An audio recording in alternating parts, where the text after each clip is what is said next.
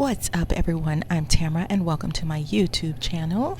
Today we're going to talk about, should you date a BPD, someone with borderline personality disorder? Should you date somebody with BPD? It depends on who you're asking. If you ask someone with BPD, the answer will be yes, because they want love and feel like they deserve it just like everyone else. If you ask someone who has experienced borderline abuse, the answer would be no. My answer is, it depends on how many and how intense the BPD symptoms are. A high-functioning BPD can have a pretty healthy relationship. For some, healthier than a person without it. It really depends on the person.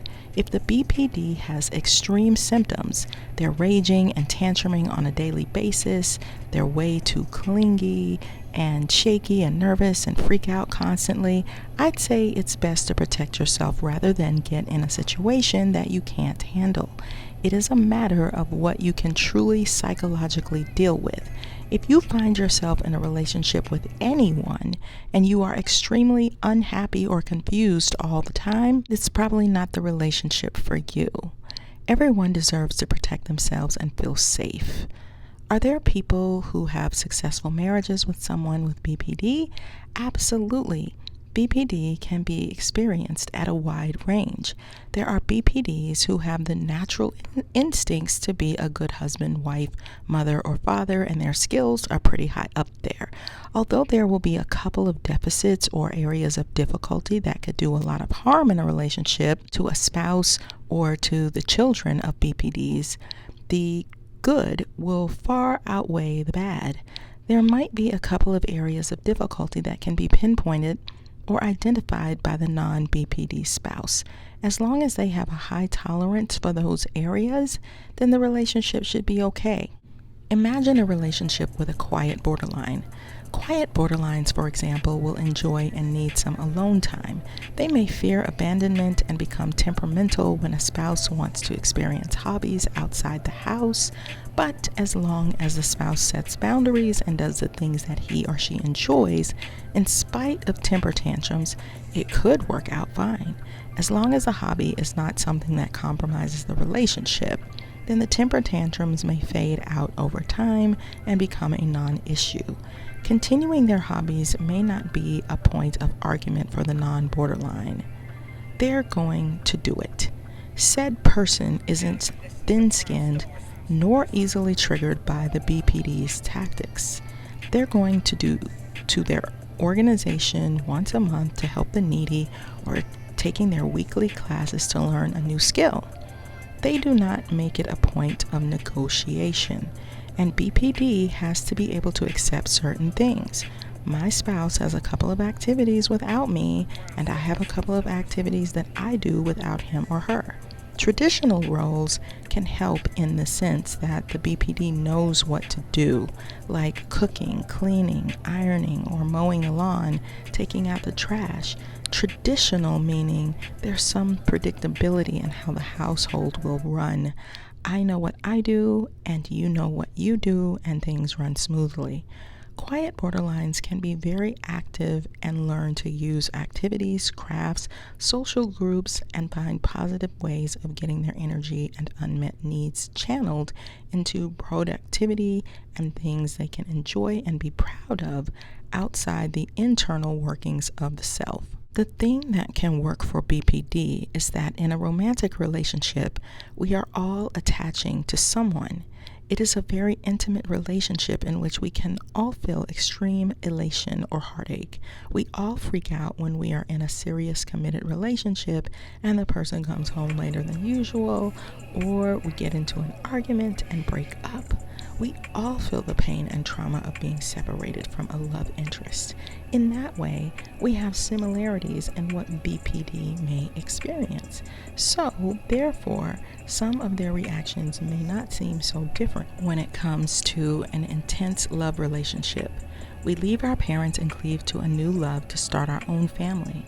we attract the hurts and pains of our past so that we can, as an adult with more power to make decisions, attempt to heal from childhood wounds and our deep connection with another.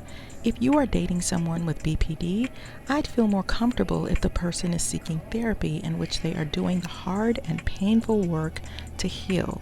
It takes years of therapy to develop better coping skills.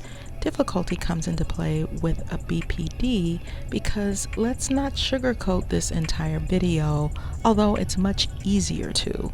Some BPDs can be extremely abusive in their romantic relationships. They can be verbally, emotionally, psychologically, and even physically abusive in their relationships. If you're dating someone like this, run for the exit. It isn't okay to be mistreated. You're not built to accept this type of behavior. It can be difficult for the BPDs to see or accept the damage they are doing to the other because they lacked object permanence and they struggle with having a self. So if you do not have a self, how can you take ownership of your actions?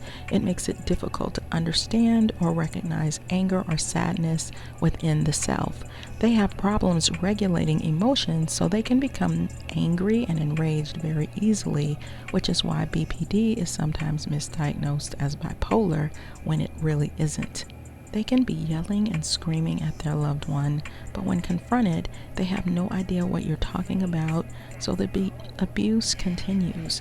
They have to be willing to listen and hear when someone says they're being hurtful and work to try to change that pattern.